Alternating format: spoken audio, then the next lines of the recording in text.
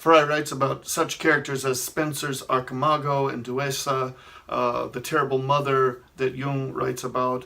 He writes that the faithful companion or shadow figure of the hero has his opposite in the traitor.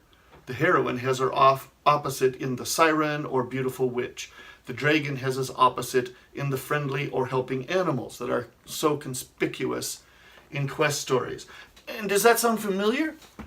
Helping animals figure in Spencer's Faerie Queene and Snow White. There's a faithful sidekick in every Disney movie.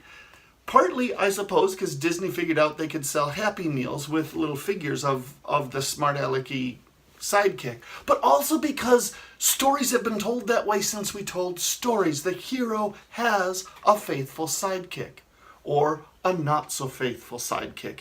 And that's really central to telling stories. And every kid in the world knows that. Kipling's Mowgli is the best known of the Wild Boys. A green man who lurked in the forests of medieval England, who appeared as Robin Hood, and the knight in Gawain's adventure. There are old stories about wild boys that appear and are at the service of something else. Robin Hood is a wild character and he's morally ambiguous in a certain way. I've known people who thought Robin Hood wasn't a good story because, the guy's a thief, and that's true. But of course he's a thief in the service of the king. And that's good. So what is Robin Hood?